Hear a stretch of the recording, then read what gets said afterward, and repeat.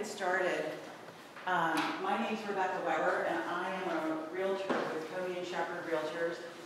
And this is Stef Adams, and she's a loan officer with Guaranteed Rate, and she specializes in renovation loans. So today we're going to talk about buying historic property using renovation financing. And we don't know how to use this electronic equipment. We've not been trained properly. So just a disclaimer, if it gets screwed up, not our fault. Go to good. So I've been selling real estate in Greater Cincinnati since 2002. My main focus is urban living in both Ohio and Kentucky. I've been a member of Covington's Urban Design Review Board since 2008 and saw it through its transition to the board, which is the Board of Architecture Review and Development now, which merged zoning code and historic preservation together in one board. I've personally renovated 6 historic properties. I won a preservation award for my residents in 2008, and I work tirelessly with clients, as Mary Alice can tell you, to see historic property, particularly in Covington, because it's where I'm most familiar. And I've worked with Stef for about 15 years doing that. And we've been supporting this event since it started back in 2012. I've also been very grateful to have participated in numerous adaptive reuse projects in Covington that are larger scale. So let Stef tell you about her. So I could say you love the Orchard Park Street. Yes, I did participate in that project. Did I meet you there? No, I just knew a lot of people that unfortunately we lost the area. Well, the shotgun row, I participated in. It's beautiful, yeah. Yeah. Thank you. So I'm Stef Adams. I have a lot of similarities as Rebecca does. I started a little bit later in my career as far as in lending, because prior to that I was actually a general contractor and I focused in historic preservation. My main focus is also urban living, predominantly in Cincinnati and Northern Kentucky. Actually all of Kentucky, Lexington, Louisville, down in Bowling Green.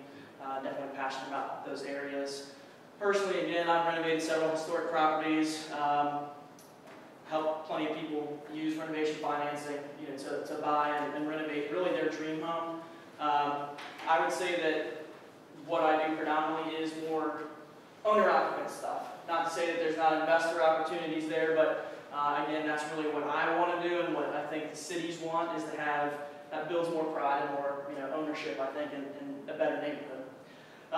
Won historic preservation award in 2003 and 2012.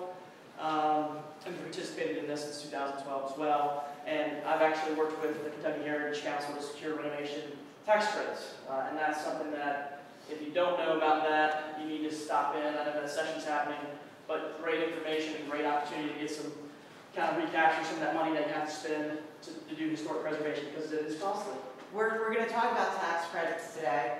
My personal projects, I've not been successful with tax credits.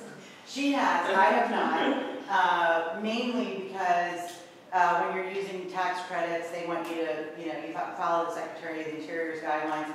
I had a property where I had to replace the windows, and I didn't win that battle with them, so I did not get that tax credit. Anyway, we're going to start off by talking about challenges in the market. The first thing I want to ask is how many people are currently looking for a house to renovate? Good. I've got a few.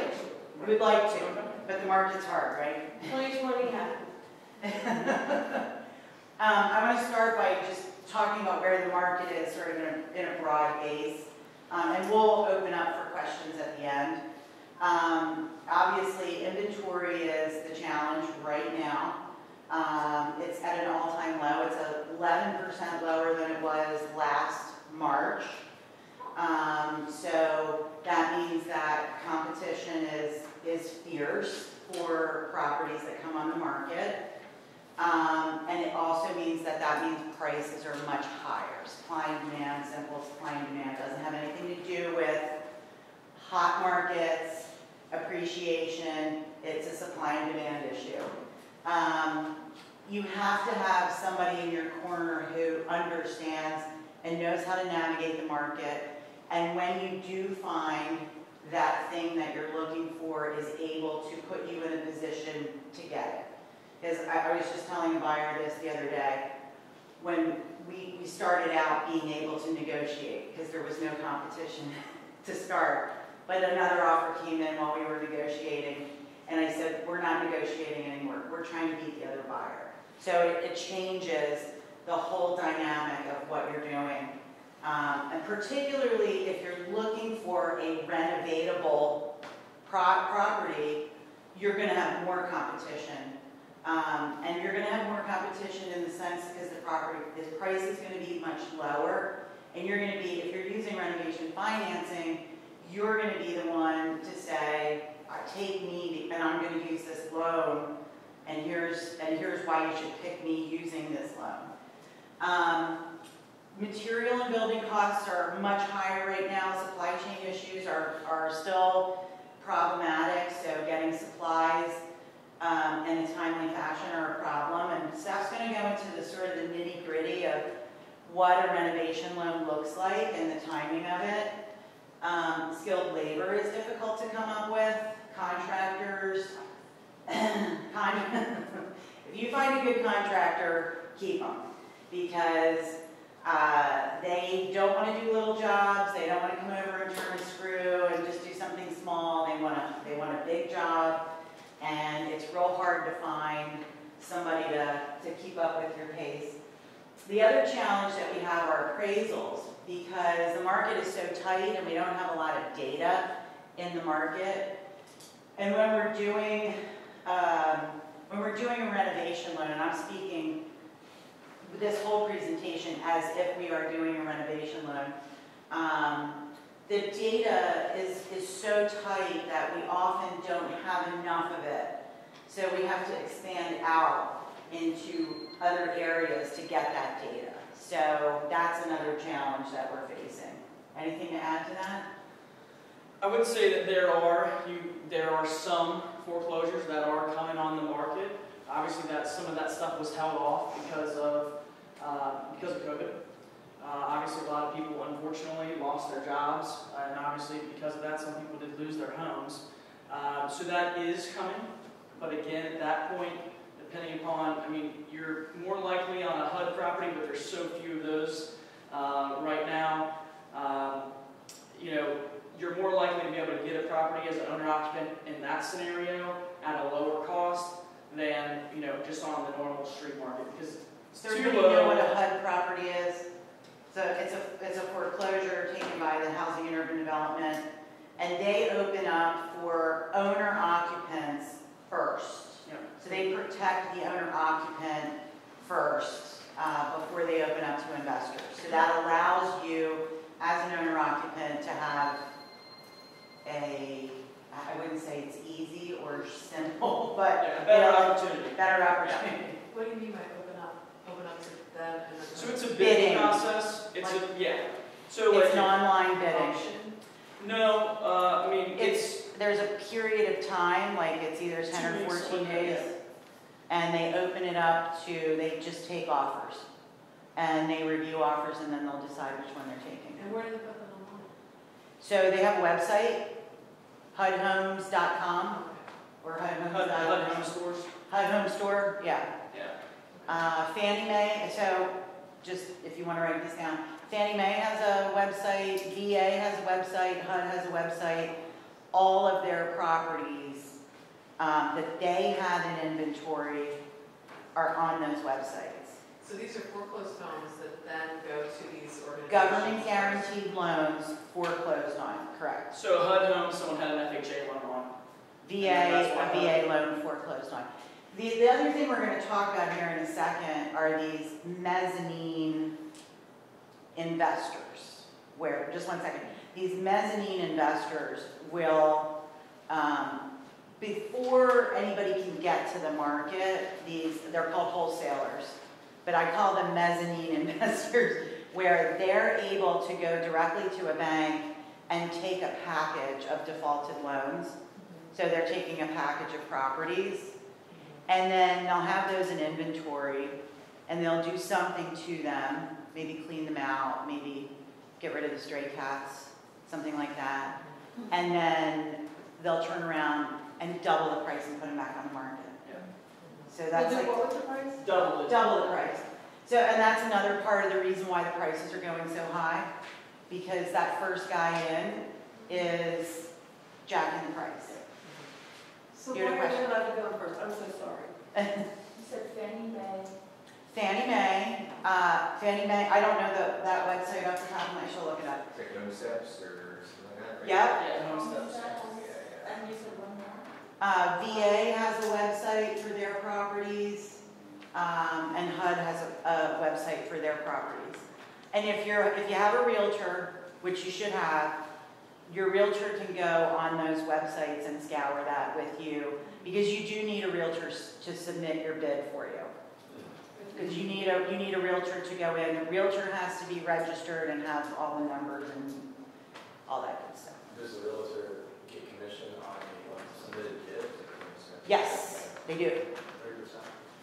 30%? It varies. It's going to be up to, it's a sort of a maze of bewilderment on that, because they go into an asset manager.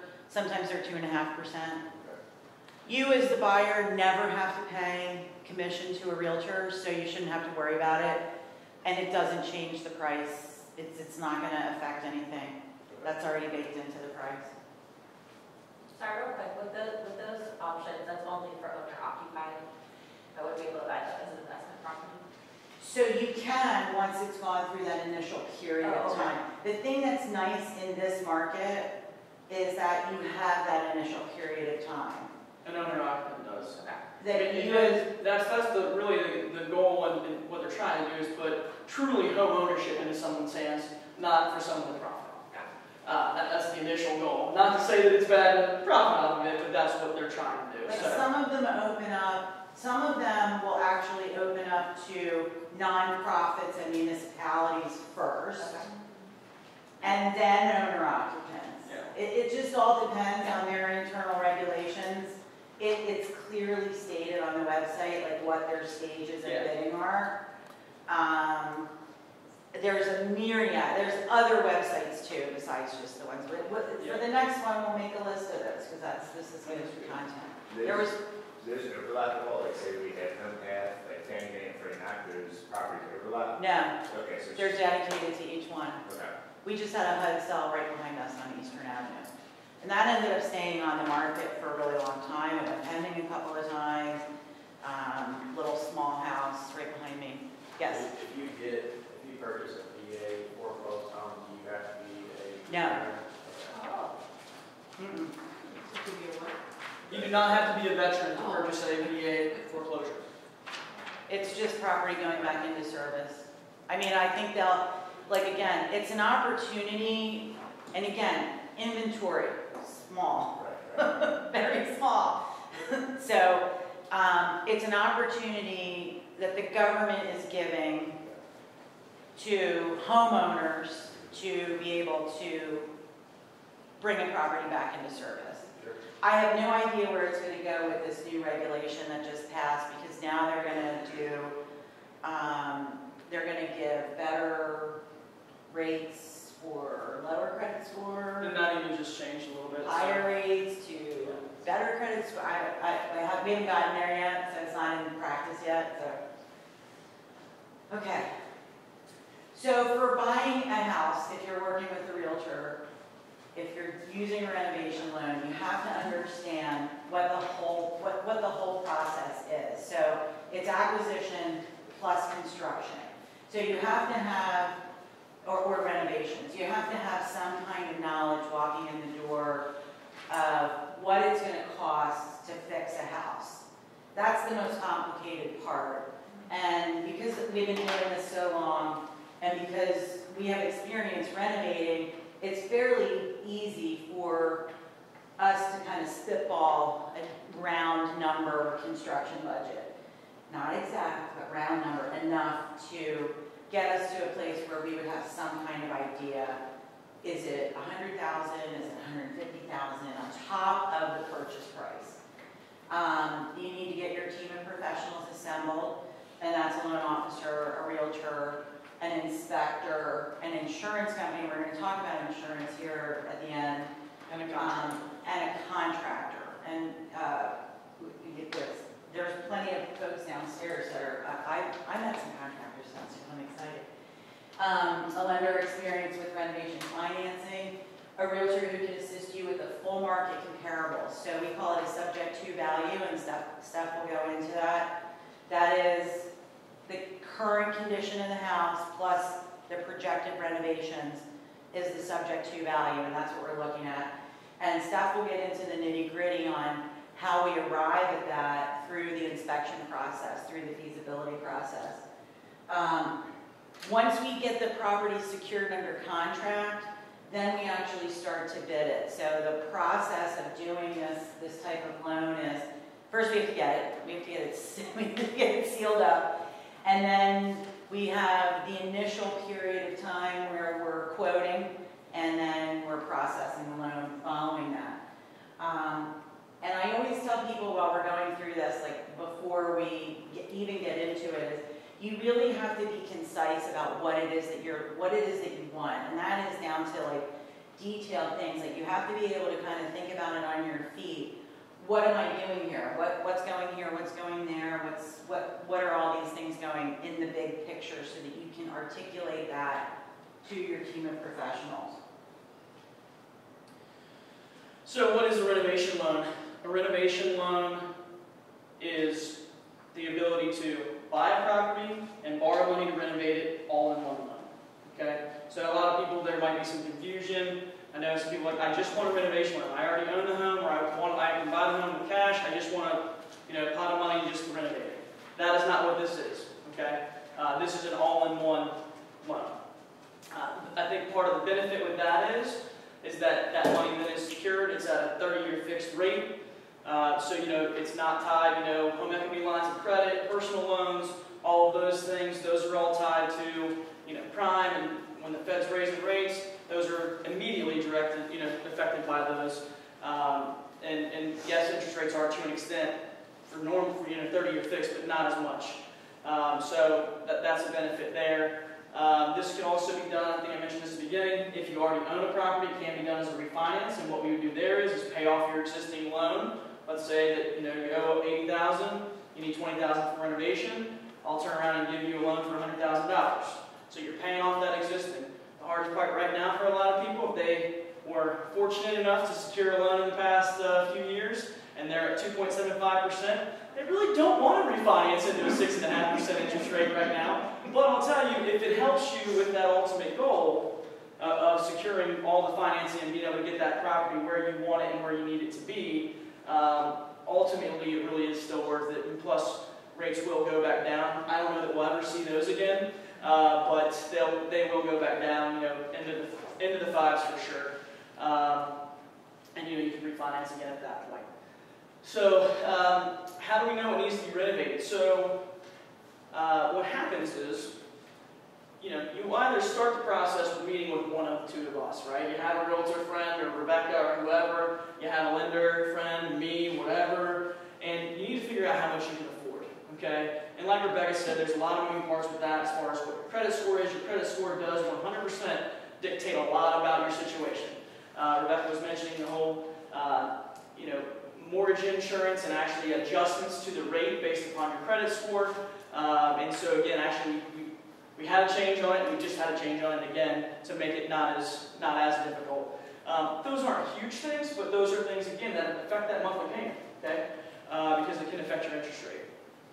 So you're going to get pre-approved. Then you're going to find that house. You're going to write the offer. When you find the house, obviously, let's say that you're working with us, we're all going to have a conversation. It doesn't have to be a three-way call or a three-way meeting. It can be separately. But, hey, what do you want to do to the house? And I'm going to say to Rebecca, hey, you went through it. What needs to be done to it? Okay? Because there are certain things that you may not know, you may not care about. You may not care that ceiling fan or that light fixture is, the wires are hanging down from the ceiling. You may go, that's not a big deal. I can hop on a ladder and I can put a new ceiling fan up there. That is a safety issue. Okay? So little stuff like that, those are going to be issues that you have to address with any home purchase, much less a renovation loan. Okay, so once you have the property secured, you have an accepted offer. Normally, you have a home inspector go out to the property. You still can do that in this process, but it is going to be mandatory to have a HUD consultant or a renovation consultant go out. The HUD consultant, that third-party renovation consultant, they're going to come out to the property and they're going to walk through with you, and they're going to do it. There's 36 different points in inspection, similar to a home inspection, and they're going to tell you this is why the property in its current condition does not meet minimum property standards. They're going to give you a list. Then they're also going to give you a ballpark cost of how much a general contractor may charge you to do those repairs. The benefit with that, I had a situation a few months ago. The borrower thought, hey, $20,000. The agent was like, I don't know, I think it might be 30. Like, do you think she can, she can qualify for that much? Long story short, HUD consultant goes out, $45,000. Get the contractor's bid, guess what? $48,000, right? So it no longer was feasible for that project to work for her, unfortunately. Yes? A couple of questions real quick about this slide. Sure. For this renovation loan, can you do an arm product with it? No. No. What was the question? An ARM, an adjustable rate mortgage. Is there a PMI? Yes. I mean, on FHA loans, any FHA loan, even if you put 20% down, you will have mortgage insurance on that loan for the life of that loan. Tell them the products that you have, because you have multiple products. I do. So in my packet here, there is a page that has several of them listed. Renovation 101. So really FHA loans, again, those are all owner-occupant loans only. Okay. There are a few different types as far as renovation loans go. But again, and some of these may say, and I'll be honest, I actually had to update this morning. And on the FHA 2 review escrow, it should not say all those things. It's just a 30-year fixed. So pretty much we offer 15 and 30-year fixed on any of my products. I will say this: I'm not saying that someone else may not offer that, but again, you live and learn, and the market has learned. During COVID, I was the only lender that I know of, and I mean I have a lot of friends that have been doing this that are competitors of mine that was even doing renovation loans anymore. I mean, people were like, companies didn't want to do them, banks didn't want to do them because it was higher risk. They're a higher risk loan. So you can see here there's some minimum credit score information there. So we do have the conventional, both Fannie Mae and Freddie Mac renovation loan options. Again, the FHA options, VA and USDA. USDA is going to be more rural. That's usually something I don't talk about a ton here, but obviously there are still historic homes in rural areas. Don't count that out, because at USDA, you'd be surprised if you look at the USDA map. I mean, I still have properties in Southgate that are USDA. So yeah, it's like you should look at that map because it's wild. So what other questions did you have? You asked about the terms. We always encourage, when you're doing a renovation type thing, to leave as much of your own cash in the bank as you can and finance as much as you can. So that way, you always need, when you're doing a large-scale renovation project, you always need your cash. Yeah. So it's easier to borrow somebody else's money. Yeah, so I guess the last question to wrap this one up, but you sell these loans to a bank? So we actually, we are technically, they will be serviced by someone else, yes. Yeah, I'm a correspondent lender. So we fund our own loans. We follow Fannie Mae, Freddie Mac, FHA, USDA, VA guidelines. Whatever those are set at, that's what we follow. We don't have, per se, overlays like other companies may do. I say that, and maybe to an extent we do, but they're very minimal. But then, yeah, I mean, it could be a lender that you've never heard of, and or it could be a bank that's right down the street that services the loan. All right, thanks. For the minimum down payment, is that on the total? That's a great question. So, I'm going to say a couple things about it, because you just mentioned the extra money and keeping as much money in your pocket. So with FHA, okay, the minimum down payment is 3.5%, and it's off of the total acquisition cost. So let's say you're pre-approved for $100,000. You're buying for 80, you're borrowing for, you need 20 for renovations, you're in $100,000. You're off the $100,000. So you're 3.5% of that, or $3,500 on FHA. Now, another benefit on the 203K is that if you want to buy a multifamily and you don't already have another FHA loan, potentially maybe even your first house or property, it's a great opportunity to buy a multifamily because you can get in with just 3.5% down and buy a 2, 3, or 4 unit that then becomes an income-producing property for you. And You you know don't what? live in it? Yes. Owner occupants. FHA or all owner occupants. No, you're good. Yeah, on that one you do. Now, on conventional side, you can do multifamilies, but that down payment jacks up immediately. As soon as you go to 2 units, you're looking at least 15%, if not 20%. If you're 3 and 4 units, you're going to go 20, 25% down. Again, off that total acquisition cost. You can only have one FHA loan at a time. Yeah. Which is the lowest down payment possible. I'm sorry if this is a silly question, but if you buy it as an LLC, are you no longer owner occupied or? So, okay, a couple things on that. Most of the time, if you're trying to get a loan through Fannie, Freddie, or FHA, you will never, ever buy it with an LLC. You personally will back it. It will go into title into your name, and then you can deal with putting it into the LLC after you own the property. So you're backing it no matter what. Now, if you want to go, there are small business loans and/or certain companies that work more specifically. We broker those out. We have an opportunity to do that. But if you qualify for an FHA loan, personally, I would start there. That's going to be your best case scenario. Yeah, Easiest FHA barrier to and entry. LLC not compatible. Yeah. When you transfer for your insurance. What about something like what do you call it? The bigger properties that you turned into other things, like say for Like example, an adaptive reuse. yeah, like if you were going to live there yourself, could you qualify for the FHA, the multifamily ones? So, a couple things on that. So, FHA, we allow mixed use, but on renovation, none of the renovation costs can go towards the commercial space. And it also has to make sense as far as, let's say it's a 3-story.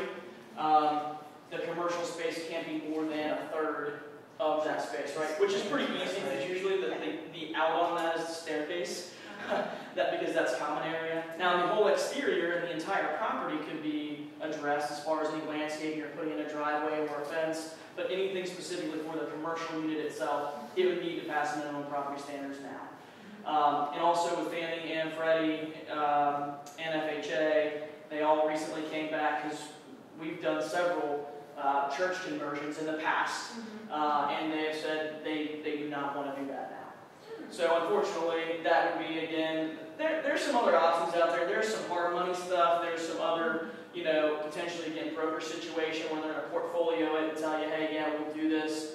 But if you're going that route, you better have 740 plus credit. You better have, potentially 40% put down. You gotta have, those are not low barriers to entry. There's a laundry list of things that you would need to have in order to, secure something like that, unfortunately.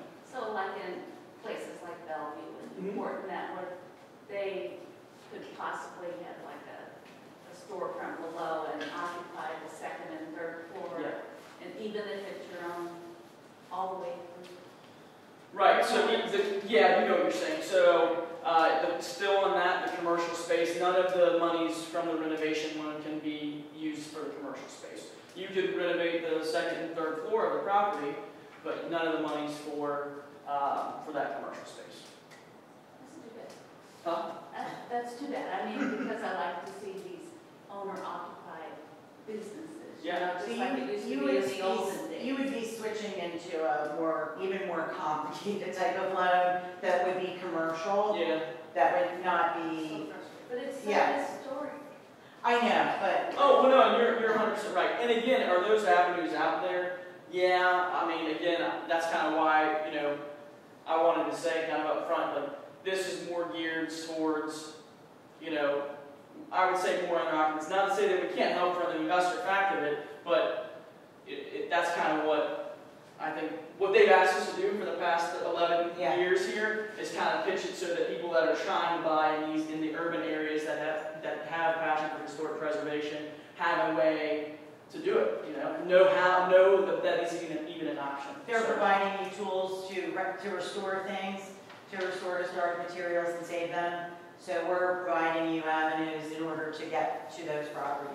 But, really should do that though, because there are so many of those, There are. especially in Bellevue. well, and again though, In all the river cities, you've got these funky, weird buildings. and I've done several of them. I know one. Yeah, I mean, Oh, but again, if it's in its current condition, it meets minimum standards, you're saving money by only putting 3.5% down, and you're getting money to renovate the rest of them. So, I mean, you got to be smart enough at that point. If you're taking on an investment like that, then figure out how to do what you need to do on the first floor of it. But I mean, that's how I'm just going to be honest. I mean, and I've gone in before the appraiser's been at places, or even after the appraiser's been there, because they called peeling paint out, and the sink was leaking in the bathroom, and I myself was going to scrape the paint, painted it, and fix the sink, and then I was like, go ahead and go back out there because now it's fine. So I mean, there's little things like that, and it's really not a big deal. Now, if it's a total, like crap hole in there, like that's a totally different thing. But I mean, a lot of these properties right now, I don't know that they're necessarily in that. But let's go ahead and, one more question, and let us move Now, on a little bit. Huntington, Yeah. if you've taken this home course, you can qualify for that 70, whatever it is, or 78. Would you be able to still qualify? I mean, are you able to buy a multifamily With and still qualify for this? with With the renovation loan, Yes, What's- using down payment assistance. yes. so Yeah. actually. I thought that you just had to write a single, so I don't know. So no, hold on a second. So if you have been approved for the Covington down payment assistance, even for the 5 river cities, they do not like to do multifamilies, and this is why, because you are potentially displacing someone, and they have to, because of the HUD requirements that they are following, they then have to deal with that, and they don't want to. They don't want to. If it's vacant. If it's vacant, they still will do it on an exception basis. I will say this. I just learned this actually a few months ago when I was on the phone. Actually, John Hammonds told me, and then I called Jeremy because I didn't believe him. You no longer actually can do renovation loans with just the regular Covington DAP. They had the one out just a little bit ago that was that $15,000 grant, and you could with that because it was from a different pot of money. So those things have changed over the years. I mean, Change it every year. their guidelines can change. So, So this is an example of like a mezzanine investor. Just to go back and talk about that, but we talk about when to renovate and when not to renovate. Historic homes that need renovation will cost less than a historic home that's been fully renovated and is for resale. Buying a home already completed will cost more up front, but then you buy someone else's choices. Hopefully they make good choices. Determining the entire financial picture. We've talked about this. Acquisition is the first part. The renovation cost is the second part. And we talked about saving your cash. But this is an example of, there's several types of these mezzanine flippers, I'm going to call them. But I happen to work with a nonprofit over in Cincinnati called OTR Adopt, and they intervene, they work with the city of Cincinnati. They intervene on properties that are, maybe code enforcement's having a lot of trouble with, maybe the back fell off of it, maybe there's a lot of title problems. They go in, they fix the title problems, they get the property, they'll take it into receivership, and they'll actually do the physical work to stabilize the building. I've got a flyer downstairs on our table. We've got one for sale right now. so then it's really like a ready-to-roll shell. It's okay? a Fully development stabilized. ready, Right. and we've got an example of that, a current project that's happening right now with them. But there's also, to go back to it, the flippers that have bought, or the wholesalers rather, that have purchased bundles of properties from the bank that are in foreclosure, that do things like this. They'll go in, they'll rip the carpet out. This obviously is having some structural, so they just, I could do that, prop it up. They cleaned it out. So, they just gotten all the creepiness out of it. I think this one was acquired for like $90,000. He cleaned it out and he sold it for $135,000. So This can make it thing It for needs people to to be have, thing. but also for people to have a vision. And obviously then it is that much less demo if you did want to remove, you know, this wall or what have you, open things up. I definitely think that's another piece of the pie when you are, you know, buying property and you're wanting to renovate it, and then you want it when it's historic. You know, then there are all these other things that you have to think about. The windows, you know, if these, you know, the lintels and such, if they're in disrepair. I know, I didn't know about that. And I'm a huge screen toucher too. This is horrible for me. It's really scary.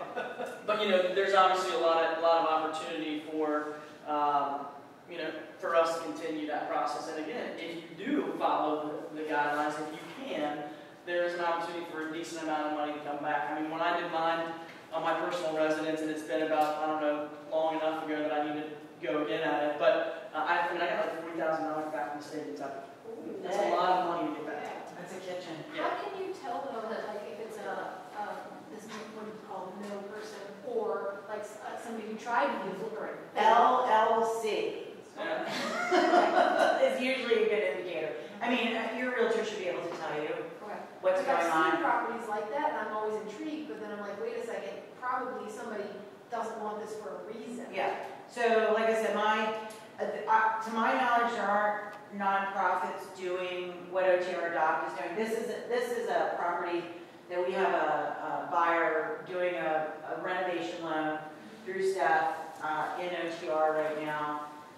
This is also in a historic district, so they do qualify for tax credits.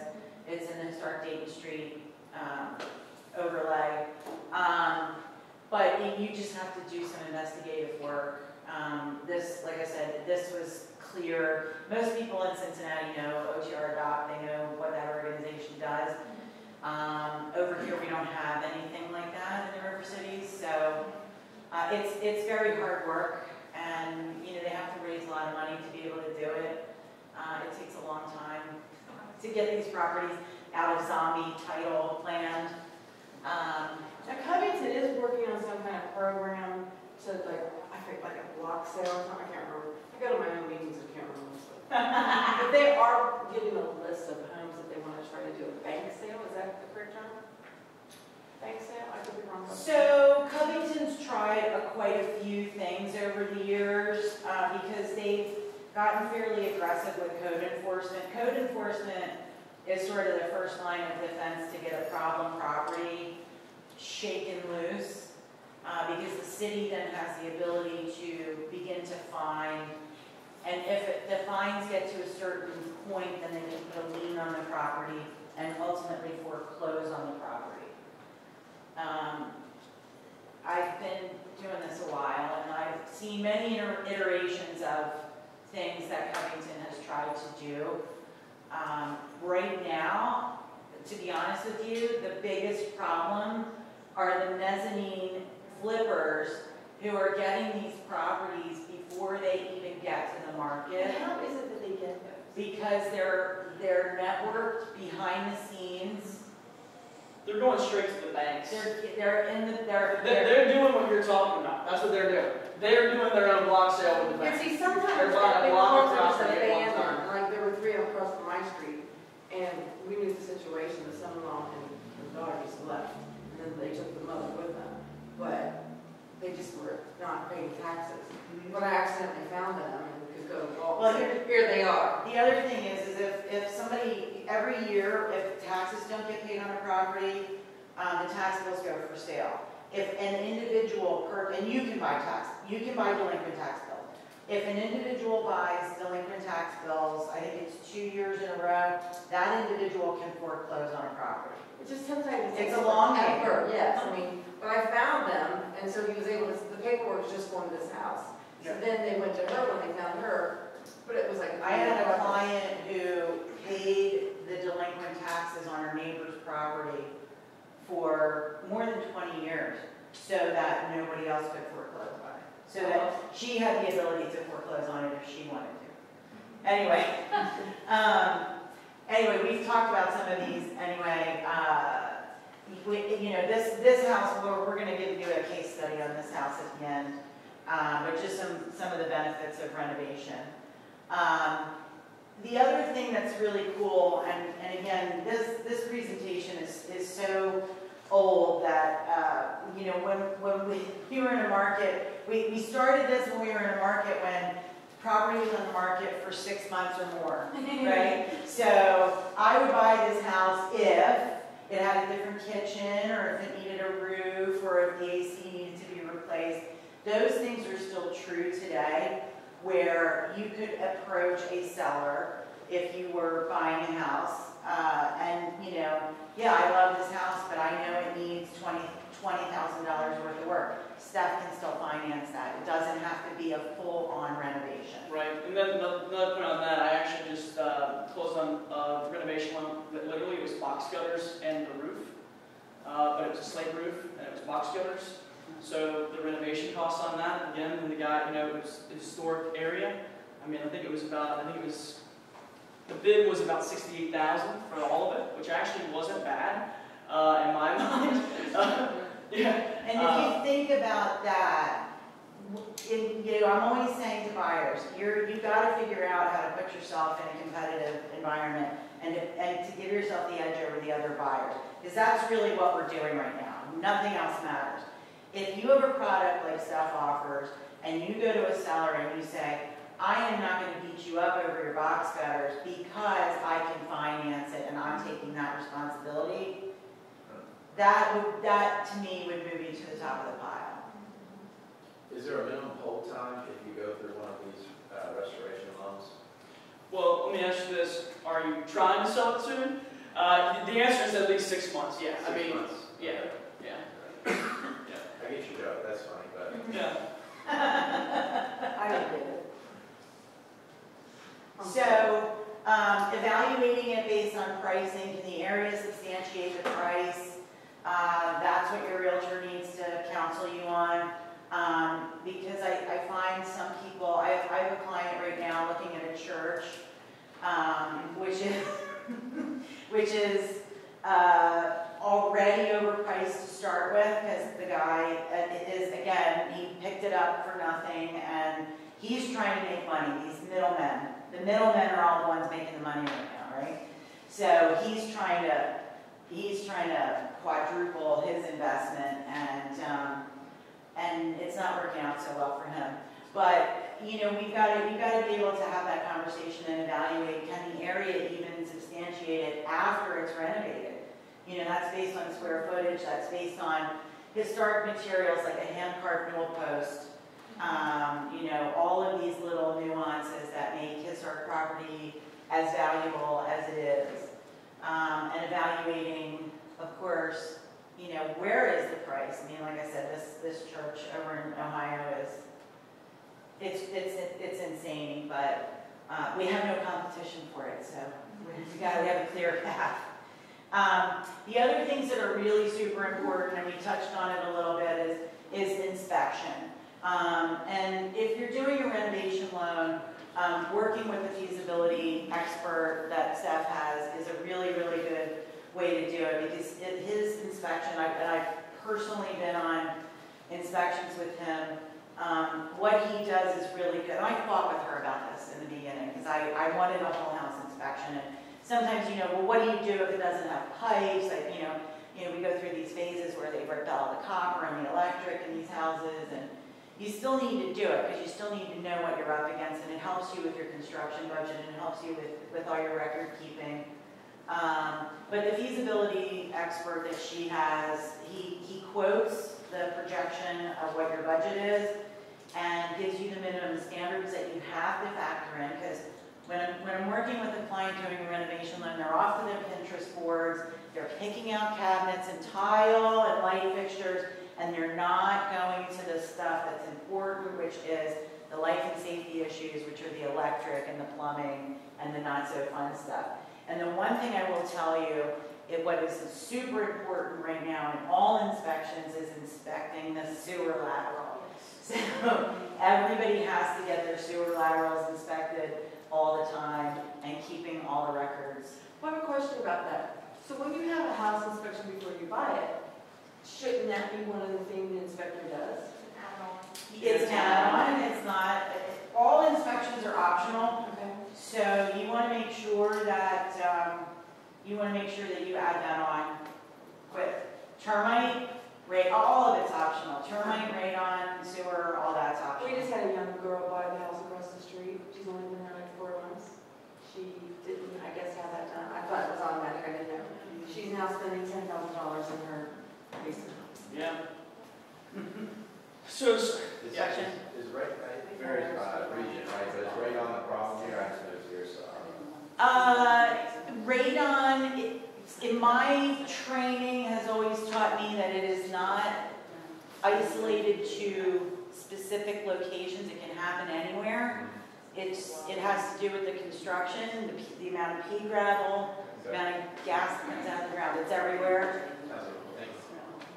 So something else we want to talk about, which is really important when you're buying a historic property as well, is having it insured appropriately. We've had several clients and friends, unfortunately several, 2 specifically, that we were involved with, helping them, purchase and finance the properties that, quite honestly, they knew that they needed to be insured. They had, part of that was, having a great insurance agent, making sure of that, but there are some issues that can arise, and if you're buying a house that looks like this, and then you're going to go on. This is a house that was a perfect specimen of historic preservation. Every ounce of woodwork was preserved, all of it was perfect. Found the perfect historic preservation lover to buy it, and a week after this is the 1-year anniversary tomorrow. Oh, yes. They had a significant house fire. Lost it. Share the next picture. And that newel post that I showed you earlier, it's just gone. It's just all They'd gone. only been in there 10 days. Yeah. It wasn't even 10 days. But he had to jump off the roof, the He did. second-story roof. He did. The house next to it had to be torn down. So yeah, that fire spread to the house next door, which was a 5-family. So 6 families were displaced. Is there a reason? It was an electrical fire. New electrical work? So we're not really sure. There Some was of them were I just know from the neighborhood I was there. Somebody was working on something, and a lot of times when somebody is working on something, that's when they start. they did have electric repairs done before they moved in. Anyway, Did they have insurance? Yes. they were well insured. Well insured. So the yes. moral of the story is that they were very, very well insured. And you want to make sure that it literally is for historic property. That is key. I actually, when I bought my house, and I'll tell you the name later who helped me do it, it wasn't me. I said, because here's the deal, the price is a lot lower for not having, a historic home to insure it. Because, we had real 2x4s back then, real 2x8s, all that stuff. So the cost to actually rebuild that would be that much more. So if you're only paying $900 a month and you live in a historic home, if something happens, you're going to get screwed. Okay, whatever that amount is, that's all you're going to get. And you better just take the money and run. $900 a year. If you're not paying. Here's what happened here is that the fire spread to the house next door, and that person was not well insured. These folks were well insured, and they did not save the house next door. So what ended up happening was these folks and the folks on the other side bought that house, tore it down, and now they split the lot.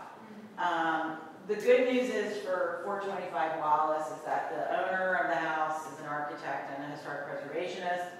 And you can see this is a piece of the charred molding, the baseboard, and that's the new, they're milling all of the new wood. So, I mean, it is top to bottom. They immediately intervened so it didn't mold up, and They don't have this thing limits, like if you're insured up to 80% of the value of the house. Oh, well, it needs to be full replacement cost. so For they